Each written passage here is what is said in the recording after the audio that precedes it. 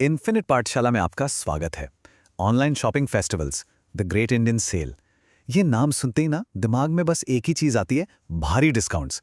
लेकिन क्या ये जो चकाचौंध है, ये सच है या फिर ग्राहकों को फंसाने का एक सोचा समझा जाल?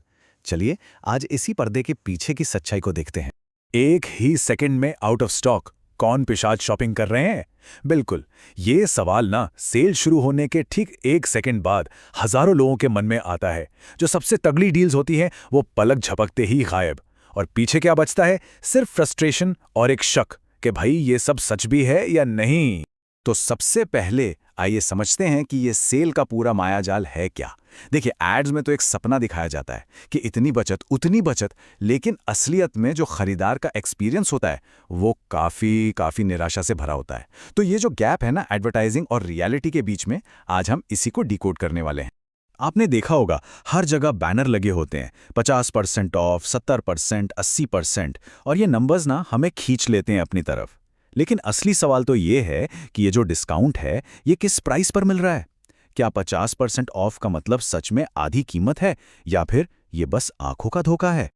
और सारा खेल यहीं पर है। हम लोग सोचते हैं कि डिस्काउंट करंट मार्केट प्राइस पर मिल रहा है, लेकिन असलियत में क्या होता है? ये डिस्काउंट मिलता है उस प्राइस पर जो लॉन्च के टाइम था, मतलब महीनों पुराना बढ़ा चढ़ाकर रखा गया प्राइस।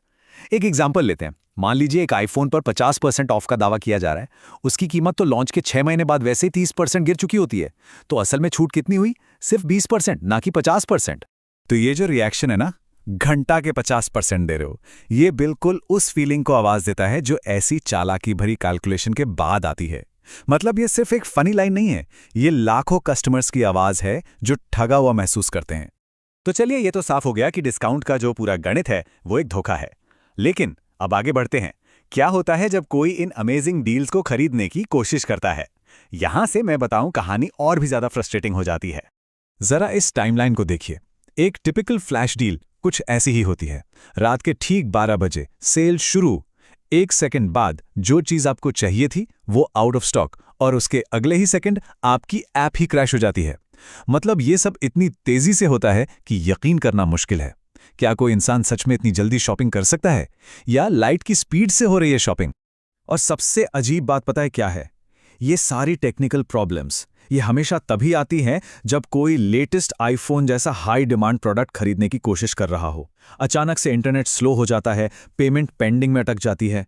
भाई, ये सब सिर्फ बड़ी डील्स के टाइम ही क्यों होता है? सोचने वाली बात है ना। और इससे भी ज्यादा फ्रस्ट्रेटिंग तो ये है कि प्लेटफॉर्म अपनी गलती मानने की जगह पूरा इल्जाम कस्टमर पर ही डाल देता है।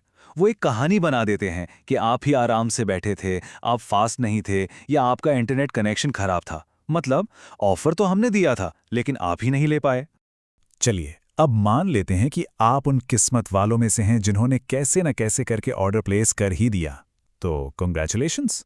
लेकिन रुकिए, जश्न मनाना अभी थोड़ी जल्दबाजी होगी, क्योंकि असली हेडेक तो अब शुरू होने वाला है।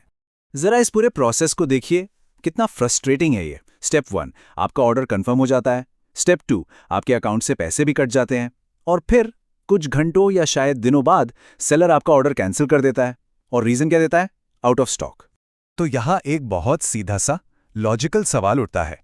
कोई चीज आउट ऑफ स्टॉक कैसे हो सकती है जब किसी ने उसे अभी अभी सक्सेसफुली खरीद लिया हो? अरे भाई, वो चीज आउट ऑफ स्टॉक हुई ही इसलिए क्योंकि उसे खरीदा गया। तो क्या ये सिर्फ एक बहाना है ताकि कस्टमर को वो डील ना देनी पड़े? अच्छा, अब बात करते हैं हिडन कॉस्ट्स की। प्रोडक्ट की कीमत के अलावा भी जब आप आखिरी चेकआउट पेज पर पहुंचते हैं ना, तो वहां एक्स्ट्रा चार्जेस का एक पूरा तूफान आपका इंतजार कर रहा होता है।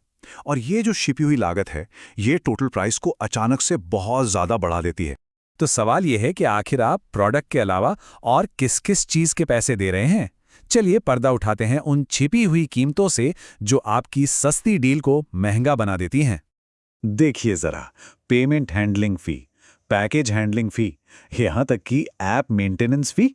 मतलब ऐप चलाना तो कंपनी का काम है, लेकिन उसके पैसे भी कस्टमर से लिए जा रहे हैं।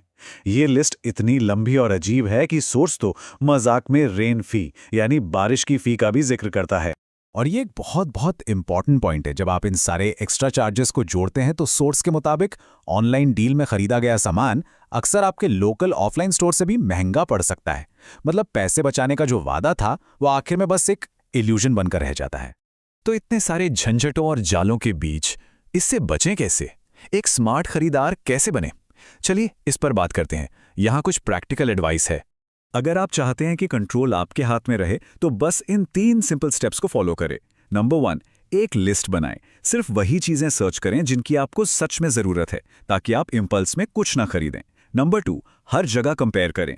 सिर्फ ऑनलाइन नहीं, ऑफिशियल ब्रांड वेबसाइट्स और लोकल ऑफलाइन स्टोर्स पर भी रियल प्राइस चेक करें। और नंबर 3, हाइप को इग्नोर करें। फोमो यानी फियर ऑफ मिसिंग आउट और ये जो काउंटडाउन टाइमर्स चलते रहते हैं ना, इन जैसे साइकोलॉजिकल ट्रिक्स के जाल में ना फंसें। ये कोड बिल्कुल पॉइंट पर है। ये तुम्हारी ग्रीड और फोमो का फायदा उठाते हैं। यही तो इनकी पूरी स्ट्रैटेजी है। ये सेल्स डिजाइन ही इस तरह की जाती हैं कि हमारे अंदर के लालच और कुछ छूट जाने के डर यानी फोमो जैसे पावरफुल साइकोलॉजिकल ट्रिगर्स को टारगेट करें, ताकि हम वो चीजें भी खरीद लें जिनकी हमें जरूरत भी नहीं। तो अगली बार जब आपके फोन पर किसी मेगा सेल का नोटिफिकेशन पॉपअप हो तो खरीदने से पहले एक पल रुककर खुद से ये सवाल जरूर पूछें, क्या ये सेल आपकी जरूरत है या सिर्फ उनकी स्ट्रैटेजी? देखने के लिए धन्यवाद। कृपया बने रहें।